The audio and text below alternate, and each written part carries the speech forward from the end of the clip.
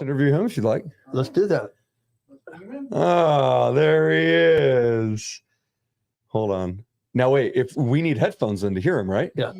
All right. This is great TV. Hey, we're live. Awesome. Can you guys hear me? Serena, could you hand me those? Thank you, sweetheart. Austin, what's up, dude? What is up? How you guys doing? Doing well. Hey, I'm glad the link worked for you. I asked you to text me when you got in, and I didn't get a response. So I didn't know you're in here until I just saw you on the screen. I'm a replacement guest, Austin, so I guess I'm just sitting on here. So I like it. Well, Tom's come in, man. Well, then. So Tom's gonna be taking care of business on his side of things while we're chatting, Austin. But I already told him. He was like, "So what's noteworthy about this guy?" I said, "Well, he's probably the best candidate for an Adderall commercial, and that he's a bodybuilder, a power lifter, a CrossFitter, an endurance athlete, and a gym owner. That the latter of which you're probably the best at." So, anyways, has he won anything? I said, "I don't know. Let's talk about it tonight." Well, it's funny because Austin, I used to compete professionally in bodybuilding back when the dinosaurs roamed. So when the dinosaurs roamed the earth. So, I saw when Blake was banging on you, which he should, I go, "So did you win any shows?" And he goes, "No." I go, "Oh, okay." I should have just said yeah. I haven't competed yet. These days you can Google anything, right? So yeah, right. Yeah. No, it's funny. I'll do my first bodybuilding show this winter. All right. NPC. The goal is, NPC. Yeah, it'll be in NPC, Oklahoma. NPC is the only way to compete. If you're going to be the best, compete with the best. Well, one of the things, Tom, that I love about Austin, well, before we get into it, actually, Austin, why don't you introduce yourself to our audience, okay? I actually even came in my Oklahoma apparel today. It was Trap Tuesday at the gym, so I'm in my overalls and everything, like I'm about to go huck some corn or something. And, oh, wait, you're not in yours, dude. What the heck? I'm sorry, Blake. I just had the shirt today, man. Just had the shirt. Whatever, well, hey, introduce yourself, Mr. Austin Main, owner of MAP, and what do we do, man? So awesome. Yeah, I'm Austin. I'm from Western Oklahoma. We've got a gym that operates in a town of about 10,000 people. Ooh. We are the only ones that I know do what we do, at least in like our area. You're not going to find another competing gym for at least another hour and a half drive. An individual I really looked up to, a former coach of mine, had said when I approached him about the idea of having a sport performance facility in a smaller area like this, he's like, man, that's just for bigger areas. And it ticked me off because I was the kid who wanted somebody to have given me those opportunities and nobody did. And so we just answered the call, and that was how we ended up with our facility out in the boonies in the middle of nowhere. But it's been absolutely awesome with that. I can't be more thankful than I am currently after the last like a year and a half we've been together working through all of this. Sure. I mean, it would be much easier if I would just focus on one thing, Adderall advertisement 100%. But man, I'm interested in a lot of things, and I want to be able to find a way to pursue those things and create a life that allows me to do those. And obviously one of those is training. Well, having a gym helps a lot with being able to do that. So yeah, I guess some other quick little things about me. I at one point was running CrossFit Conjugate for Shane Sweat in Cincinnati. We had our facility already launched. He had offered me an opportunity to go up there. I spent the last 2 years driving back and forth between Cincinnati and Oklahoma. There's a 28-hour round trip. I did it almost every month, and sometimes I would do it twice a month. He had things I wanted to learn, and when I was younger, first trip I went to was to see Phil Stevens in Topeka, Kansas. His best advice was, if you want to learn something, go. The books are great, but you're not going to really understand it unless you go. So that led to having a long time with Shane up in Ohio, and he's been awesome for me and my wife both. My wife's a bodybuilder as well. She's getting ready for her first show. First prep didn't go as ideally as planned. We learned a lot. There's absolutely a learning experience. have learned a lot about the body, how her body responds. Yeah, it's different when you watch the bodybuilders and you see all the highlights and this, that, and the other than it is when you're living with them in the middle of the prep. Very much a different thing.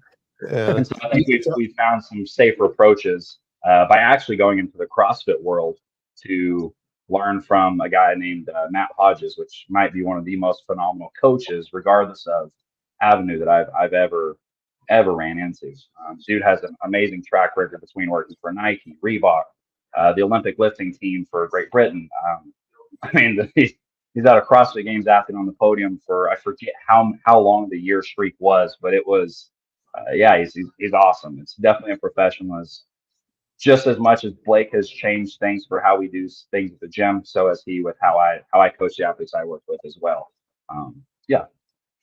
Well, I want to dive into that, man, because obviously, like, being a competitor in so many different disciplines, you're not, I would say, like, attached to like one mode of training, one methodology, one pedagogy of how to best address the needs of your athletes in your building. First and foremost, it's incredibly impressive that you're able to do what you are doing, having a successful business in a city of, well, grand population of only 10,000 people. It's a little different. We're in Bakersfield, which is 400,000 people, and my marketing guys tell us that we're in a small market. You know what I mean? So 10, Wow. It's incredible, man. So kudos to you. But I want to go into kind of what makes that successful. Obviously, you come from a very diverse background. How has that shaped what you do with your athletes and the success that they're having? I think it's given us a lot. It just, there's so many different ways you can skin the cat. We know the stimulus that's needed. But I mean, when you have 500 tools that also can provide that stimulus to be hit in a proper manner, it just makes things more fun. Like, quote unquote, more fun. It allows us to use a lot of variation with our athletes, which I think makes them really excited to keep showing up to training. That was a model that was really taken from my time spent with Shane. You know, you might have different variations every single week and not see those again for another, 3, 4, 5 weeks before you come back to retest it. So we've always said this. We've always had this saying of we PR on every single thing every given day. Well, that's because we're doing 8, 9, 10 new things and not recycling those again for a few weeks.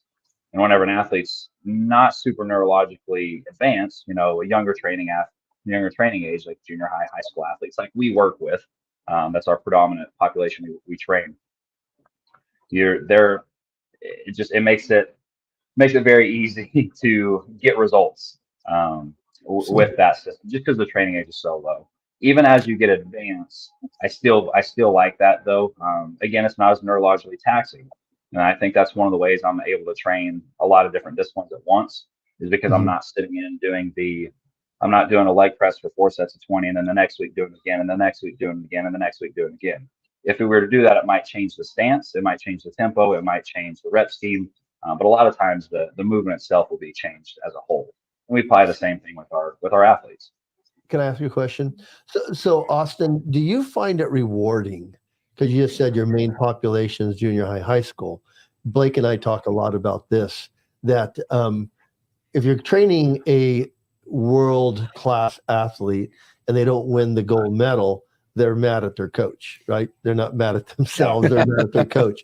But when you're training a young teenager, and you help them achieve, they think that you've done the world for them. I mean, do you find that rewarding for the kids that you're training at the junior high, high school level, that, man, you just make a little change for them, they're very beholden? Yes.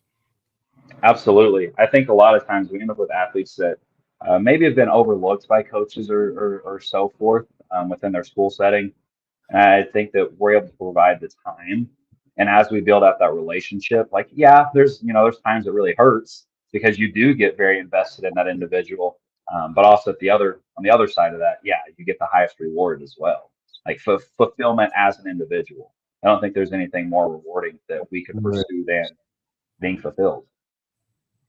Now, how are you able to facilitate that, man? Because I know that you guys track a lot of data. Are they watching the numbers as closely as you are? How do you get them to buy into those things? And where do you see the biggest payoff occurring? Is it like the testing numbers, the changes in their personality, the confidence being gained? Where do you think it comes from? Oh, I'm going to start at the end of that one. The confidence is the biggest thing. And hands down, bar none. Yes, the results happen. We just put up a post the other day. We had our KPI this last block was a 10-yard dash. Our gym average was 1.1 miles an hour increase over the course of 4 weeks.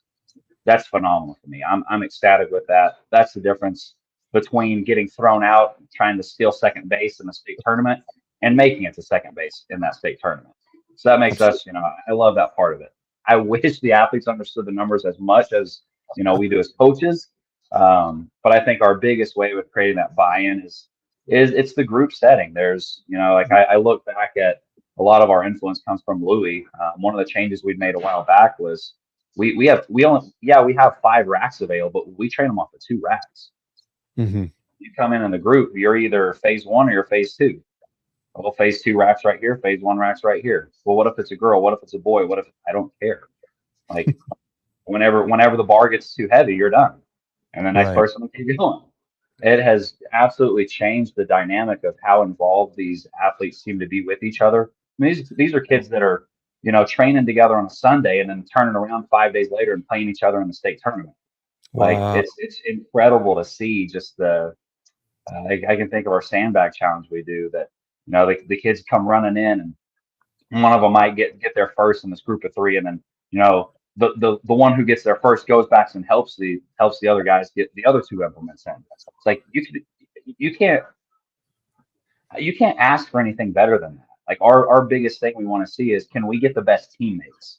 If we can find the best teammates, we'll have the best culture gym. And if we have that, we can provide a place for these athletes to actually grow. Not just like, we want to see the performance side of it, but it's not the end goal. We know that that's not the thing that creates a professional athlete or or just an athlete that just stopped in high school. Like Absolutely. A lot of it just comes down to mentally, what is possible? Do they believe that they can? If they believe they can, there's going to be something that happens. If they don't, well, maybe as a coach, we can figure out how to rewire that psychologically to create that, if that's something desired for that individual. Now, I don't know how it is in Oklahoma. Out here in California, the weight training programs are run by the football coaches, by the sport coaches. Really, honestly, our weight rooms are dominated by football. Most other sports don't make it in there. They don't have blocked off time for the weight room. So do you compete for resources with what's going on campus, or is this the most, resistance training that they're getting during the week is with you?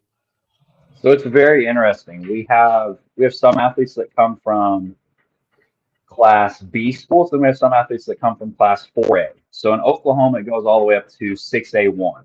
There's 6A1, 6A2, 5A, 4A, 3A, all the way down to your small school via Class B.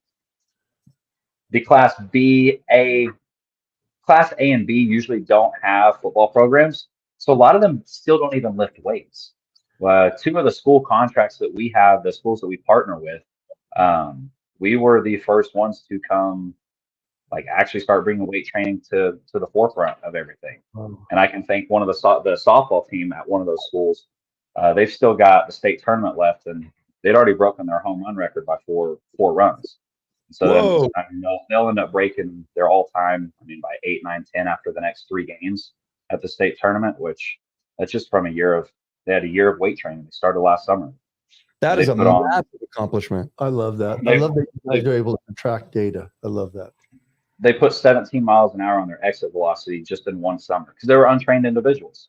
We gave untrained individuals maximal effort workouts. A lot of times there's 3 reps, but if a kid wanted to pull something for 1, we're not going to stop them. Like, no, go ahead and see what you can get for 1 rep.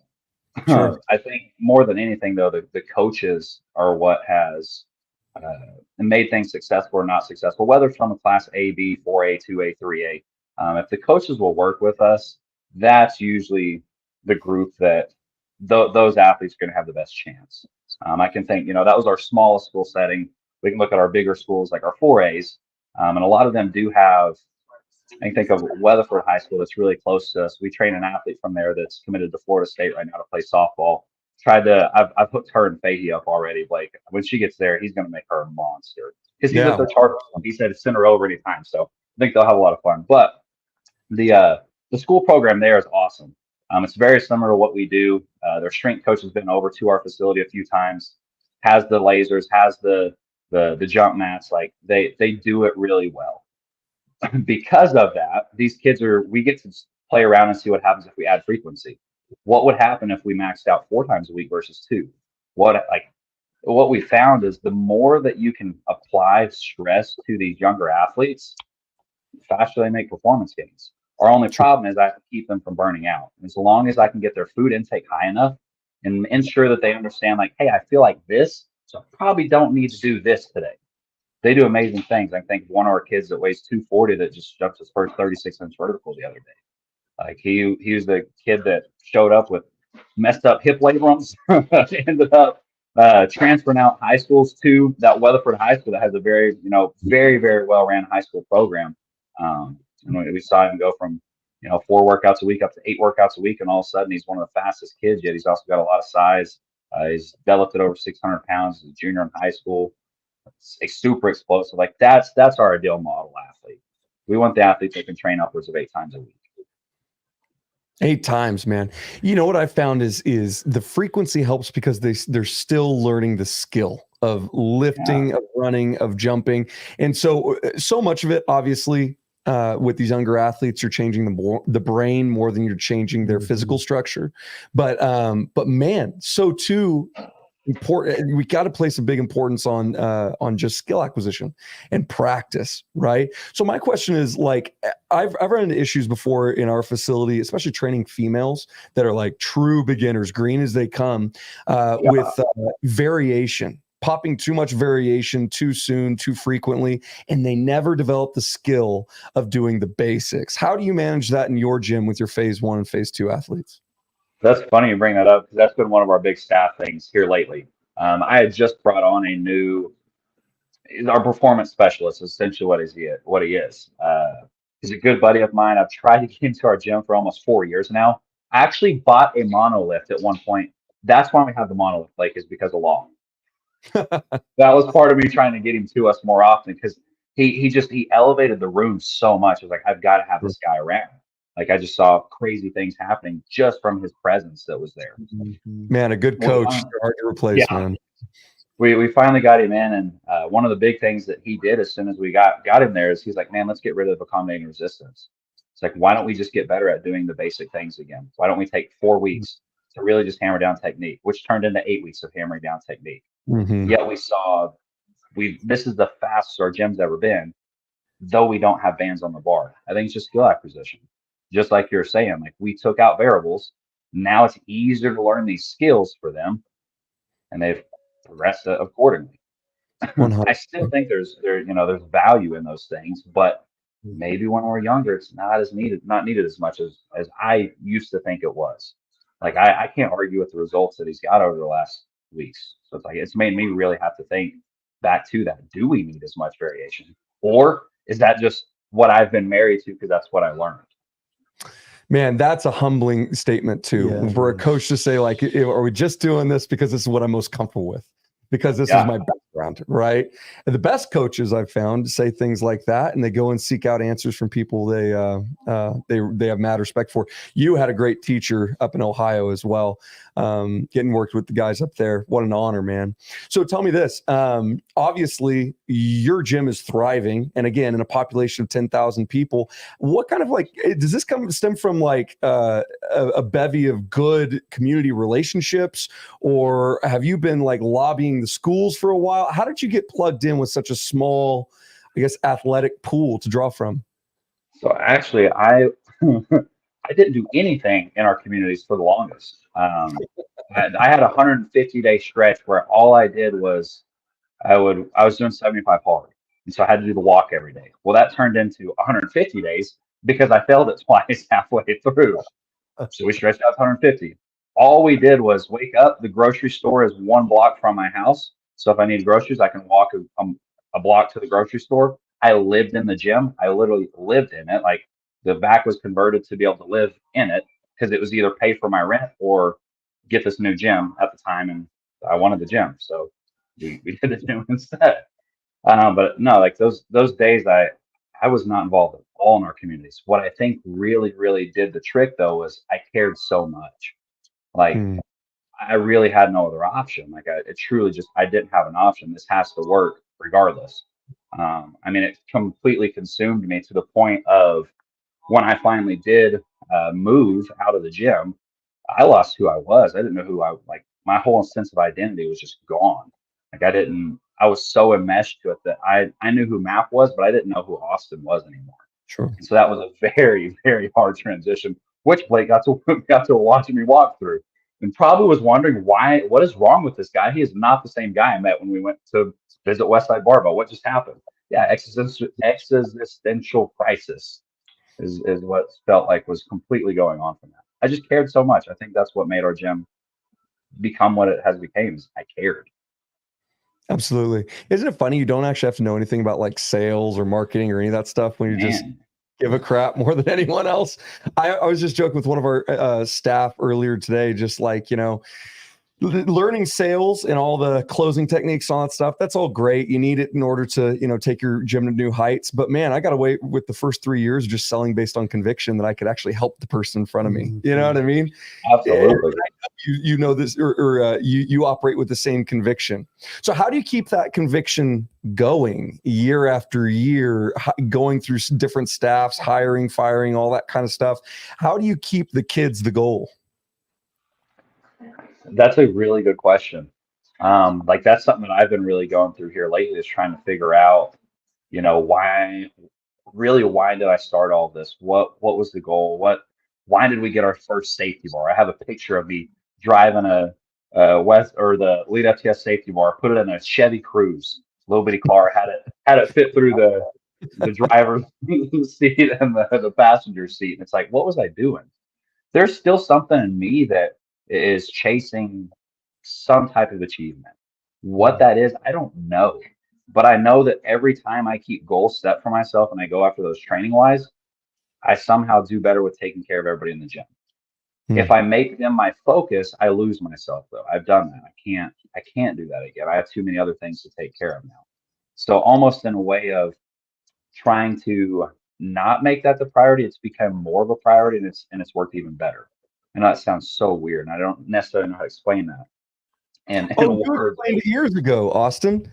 Not to cut you off, but dude, I'll give you the answer right here. 2 years ago, you and I were at a speaking engagement, and you said that a happy athlete is a high-performing athlete. And that always stuck with me. Well, happy coach is also probably a high-performing coach and business owner as well, right? Yeah, that makes sense. Shout out to Nick Shulman on that one. Yeah, thanks, Nick. Yeah, those are your words, man. Yeah. I'm giving him credit because he was the one who kind of helped me. Between him and Shane Sweat, that was really the big culprits behind understanding that as like this is really how it works. Yeah, like I mean, some of the exercises we've done, whether it was with you, Blake, or working with Two Brain, different things like that, was learning how to create like what is my ideal day? Like when do we actually ask ourselves that? I mean, I've asked a lot of my friends, like if I ask that question, it's like, what do you mean? It's like if you didn't have to work and you didn't have to do it, if you had nothing that you had to do, what would you do? Okay, well, why don't we just build your life out that way? You can't do that. Yeah, you can. You absolutely can. Is it going to be hard? Yeah. Is it going to be hard if you do the opposite though too? Yeah, both of them is going to be hard. At least one will give you a reward back. Well, at least setting up the perfect day also creates the goals, and you can begin to backwards map a path on how to get there. You know what I mean? Absolutely. Like if you want to spend that extra time with your family, or you want to free up X amount of time in your day from these activities, you have to hire these people. You have to make these decisions along the way to eventually get you to wherever that is. So, I mean, do you see value in now that you've seen the fruits of maybe exercises like that in your own personal life, do you see value in doing things like that with your athletes? Yeah, that's actually like me and my wife last night. We go through a book together each week, and one of the big things I brought up when we were talking last night is like, okay, if I recommend this to my athletes, why am I not talking to my wife about this? Like, because it doesn't matter if it's a male athlete, female athlete, this, that, the other. It's like I think these are things that help the individual. And so we had a great conversation on that. But yeah, we use a check-in process with our athletes that helps create self-awareness. Like my job as a coach is not to tell you what to do. My job as a coach is to equip you so you have the tools to know how to think. Therefore, you'll know what to do. And so that's like our check-in process. What we do with that is they have to go through each week and they'll give themselves ratings on things like what was my motivation this week? How was my energy? I stole it from the bodybuilding world. Justin Mahaley, I don't know if you know him by chance, but he's grow or die. He's a pro, but he's not been on the Olympia stage or anything. He's more of a coach than as a competitor, I would definitely say. But he had his check-in process when I was working with him, I thought was phenomenal. And I just took that and spun it off a little bit to create what we use for our check-in processes. Austin, I retired from bodybuilding in 1987. So I Do you was keep there. it before? I was Like there. Tuesday? I was there in the Gold's Gym's days before pumping iron. Oh my gosh, I would love to have got to experience that. Oh my goodness. Well, what I love to hear right now, because I know Blake and I know what a quality young man he is, and I'm hearing you and the same qualities are there because you love the idea of fitness and you have a passion, what I'm hearing, to let that become part of somebody's identity and their love too. And I think I love your story about living in the gym because I had a friend, Pete Grumkowski, that owned Gold's, and he gave me a key because he's like, Tom, you're here all the time, so why don't you just stay at the gym? And I was like, okay, so that means I'm homeless, but I had a gym to live in. So when you're doing that, I remember those days, and I'd get my mail at Gold's, and it was just, but it was just the environment. But I love the fact that you love to bring people into something that we all love, which is the very beginning. And that's the love for lifting, the love for being in shape, the self-confidence that we've all found in that. I think it's a very basic instinct in a lot of us that we see the health aspects we get out of it, and the strength comes and we look better. I tell Blake that's the only sport you can wear. No one else, it's like, people like, you lift. I mean, you don't say, well, you play football, you wrestle, they lift. But I love to hear that coming from you guys. And I love, all I knew is how to do dumbbells and barbells and just copied mimic what everybody else was doing. I tell people they learn way more with their eyes and their ears in the gym than they do their mouths. I mean, that's, seeing them do it. And I love the fact that you and Blake are getting to transfer that love of us, barbells and dumbbells at a higher level. So, I mean, I think that's fantastic. I have one question for you, Austin, in that same vein, because what Tom's talking about is, he really looks up to us in the way that we're dealing with the youth, right? These highly impressionable young kids in their formative years. I mean, some of them have dads, some of them have coaches, some of them have matriarch figures in their lives that are pouring into them, and some of them have nobody. You know what I mean? But they might have a coach that gives a crap about them, right? You work with athletes of all ages. I'd like to know what your favorite age is to work with. Oh, that's tough. So honestly, if you'd asked me this 2 years ago, it would have been completely different. Just as I've undergone like my own changes and like, trying to figure out who I am and so forth, I would say now more than anything, it's 20s and 30s. Like, if I can find other people who are struggling through some of the same things I did and help them through those with the tool that I learned how to do it with, which is fitness and spiritual health, it's like, great. Well, why don't I help these people with the same thing? There was a time period when, I was so depressed after coming back from Ohio. I really felt like I had failed up there that, I couldn't even shower. Like I couldn't get myself to just get in the shower, like a basic task. And I figured out through that, if I could get myself outside for 5 minutes that morning, well, then I could do the next thing. And then I could do the next thing. And it turned into 4 things, 5 things. And all of a sudden we were starting to get momentum back to, being able to see who I wanted to be again. Like that vision of who I'd set out to become was finally getting clear. And I was like, wait a minute, that's all of this. That's all it is. Like, that's what the training is for. Well, if I can find that for somebody and help them do that same thing, would that not be one of the most fulfilling acts that I could do? Absolutely. And so that has become one of my favorite populations because it helps me. It's almost like I get to take those things that really hurt me and like give them back in a way. It's almost like purifying, like it feels really good. And instead of it just being like a hurt, it's like I can take that hurt and do something with it to help. That's biblical, Austin. The Bible tells us that we go through things and God comforts us in our affliction so we can help others with that comfort in their lives. I do believe that 20-something era is when you start to realize you aren't bulletproof. You don't have it all together. Maybe you haven't achieved where you were. And it's your first recognition of maybe the plans I had when I was 16 aren't going to work. And like that's called vulnerability, Tom. Yeah, it is. But I'm in you guys, and I love what you guys are talking about in it, because that's exactly who a lot of young men get lost in those days. 100%. And when you've been through it, you can help others through it. 100%. And to piggyback on that, I didn't care about dealing with young adults until I became one. I didn't care about helping moms and dads until I became a parent, or you know what I mean? And then all of a sudden, once you've lived it, you live through those struggles. I feel like you've all of a sudden been given the expertise to help from too. So anyways, Austin, we're at the top of our half hour. If you would have made it on time, we could have talked for longer, homie. Yeah. We got staffers. I had a meeting. I had to go. I love that. We love you, man. I tried. Before we hop off here, why don't you tell our audience where they can find you and your awesome work? Absolutely. Easiest place to find would be on Instagram. You can find our gym at MAP Clinton. And then as well as my personal profile is Austin, but with an X, Maine like the state, MAINE, the number 9. Either one of those. I try to stay pretty active on social media. There's times where I'm not as active, but most of the time, those are the easiest places to find what we're doing, keep up with things, try to be as honest as I can in anything and everything that's posted through my personal page. And our gym just shows cool things, what the athletes are doing, having fun.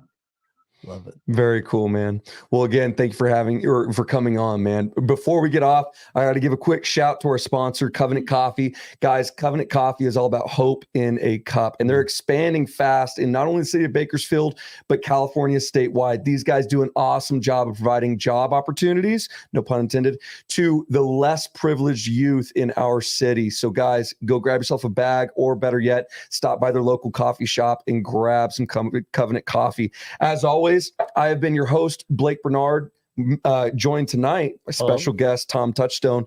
You can find us at 511 Media, okay, or an Instagram. Do you have an Instagram or just?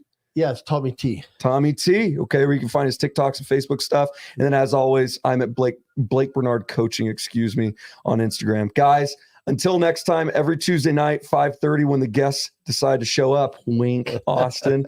Guys, so long. Thank you, guys.